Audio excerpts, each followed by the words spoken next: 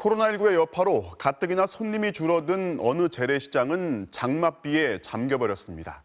이 상징적인 불황의 풍경은 소상공인들의 매출은 물론 고용시장 성적표가 고스란히 증명하고 있습니다. 이어서 이학수 기자입니다. 서울 이태원의 한 게스트하우스. 방 14개 가운데 오늘은 겨우 2개를 팔았습니다. 외국인 관광객은 끊긴 지 오래. 그나마 휴가철이 되면서 국내 여행객으로 매출을 만회해보려 했지만 몇 주째 이어진 장마 때문에 손님 구경하기도 힘들었습니다.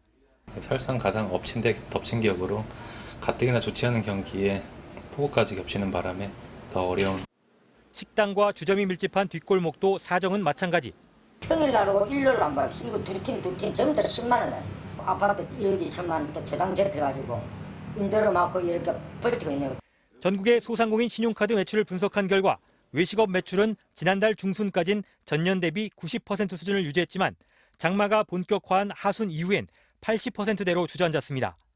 지난달 중순 1년 전에 72% 수준이던 여행업 매출 역시 지난달 말엔 60%대까지 떨어졌습니다.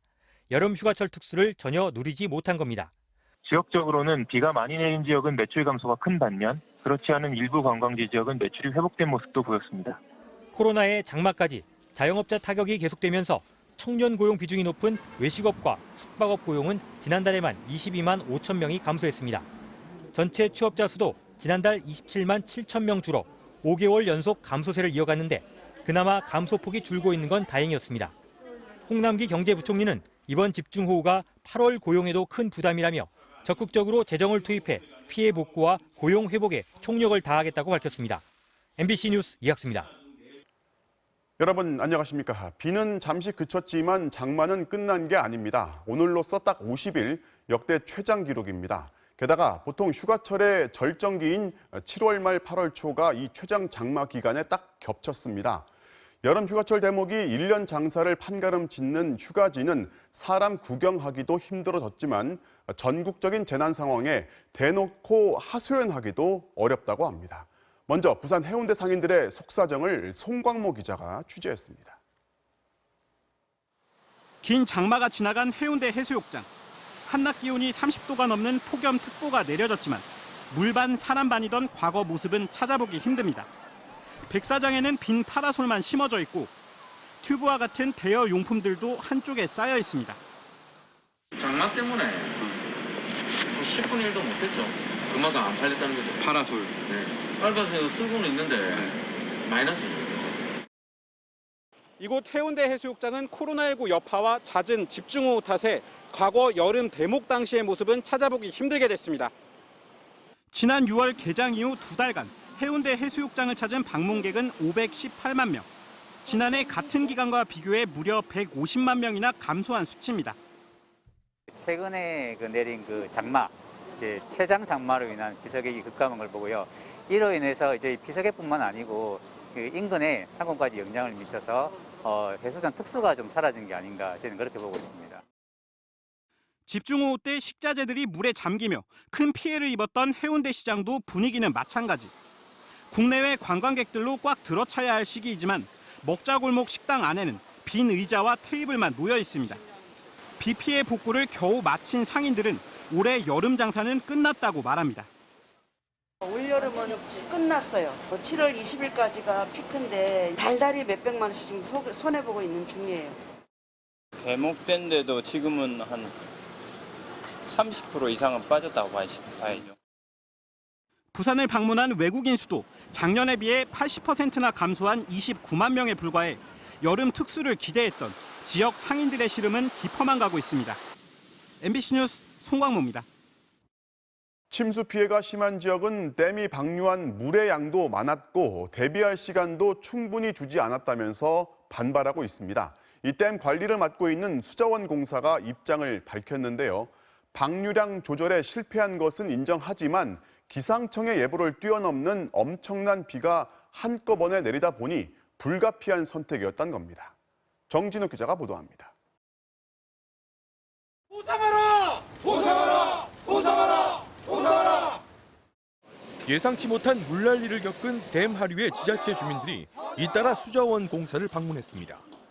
미리미리 방류를 하지 않다가 갑자기 평소에 최대 10배가 넘는 물을 한꺼번에 방류한 점을 직접적인 피해 이유로 지적했습니다. 자연재해 같으면 아마 이렇게까지 안 했을 건데 인재이기 때문에 더 농민들은 또 군민들은 지금 화가 잔뜩 나 있습니다. 오늘 해명에 나선 수자원공사는 댐 관리에 전혀 문제가 없었다는 입장을 반복했습니다. 침수 피해가 심했던 섬진강댐과 용담댐, 합천댐 모두 방류량을 최대한 줄이는 지침을 따랐고 폭우에 대비해 방류를 통해 댐 수위를 낮추는 사전 준비도 이루어졌다고 밝혔습니다. 또 기상청 예보보다 훨씬 많은 비가 내리는 상황에서 댐 안전을 위해 많은 양의 방류가 불가피했다고 해명했습니다. 댐이 만약 원류가 되거나 이렇게 해서 붕괴 조짐이 있을 때는 사실상 이것은 뭐 국가 재난 수준이기 때문에 댐 안전만큼은 절대적으로 저희가 지켜야 될 기준입니다. 하지만 정부의 방류 지침을 따를 경우 언제든 하류 지역의 침수 피해가 반복될 수 있다는 점에서 논란은 쉽게 가라앉지 않았습니다. 또 정치권 공방으로 번진 4대강 사업과 홍수 피해와의 연관 관계에 대해서는 명확한 답변을 유보했습니다. 다만 과거 조사를 바탕으로 홍수 예방에 별다른 효과가 없었다는 입장을 다시 밝혔는데 어차피 효과가 없으면 24조 원 넘는 예산이 들어간 4대강 사업에 환경부가 왜 찬성했는지에 대한 의문만 남겼습니다. 역대 가장 긴 장마에 서울 잠수교 역시 개통 이래 가장 오랫동안 물에 잠겨 있습니다. 오늘로써 11일째 한강물이 더 빠질 경우 빠르면 내일이나 모레 잠수교의 모습을 볼 수도 있지만 통제가 언제 풀릴지는 아직 알 수 없습니다. 양소연 기자가 취재했습니다. 지난 2일 오후 6시 10분 서울 잠수교가 처음 한강물에 잠겼습니다. 상황은 점점 더 악화됐습니다. 이틀 뒤인 지난 4일 주변 공원의 나무는 허리까지 물이 차올랐고 의자와 자전거 보관대는 윗부분만 살짝 드러나 있습니다. 이날 서울에는 최대 300mm의 폭우가 쏟아졌습니다. 오늘 서울에는 오랜만에 종일 해가 떴지만 잠수교는 아직 떠오르지 못했습니다. 반포 한강공원도 흙탕물에 덮였고 힘없이 물속으로 고꾸라진 나무들은 이번 폭우의 위력을 짐작해야 합니다. 이곳은 잠수교에서 올림픽대로로 합류하는 도로인데요. 도로가 완전히 물에 잠겨버린 데다가 폭우의 여파로 쓰러진 컨테이너들이 길 입구를 완전히 막아버렸습니다. 잠수교로 들어가는 보행로 통행도 여전히 불가능합니다. 잠수교가 잠긴 건 오늘로 10하루째. 1976년 개통된 이래 가장 긴 기간입니다. 지난 1981년 7월 2일부터 8일까지 7일 동안 잠겨 있었던 기록을 넘어선 건데 기록적인 폭우의 영향 때문입니다. 8월 1일부터 10일 오늘까지 집계된 강수량이 800에서 1000mm입니다. 1년에 내린 비가 10일 동안 한 1년 강수량의 60에서 한 80%에 육박하게끔 비가 내린 겁니다. 엄청난 비가 팔당댐의 방류량 확대로 이어지면서 한강 다리 중 수면과 가장 가까운 잠수교에는 직격탄이었습니다. 오늘 잠수교 수위는 조금씩 낮아져 오후 7시 기준으로 6.88m를 기록했습니다. 차량 통행 기준인 6.2m, 보행 통행 기준인 5.5m에 점점 근접해가고 있습니다.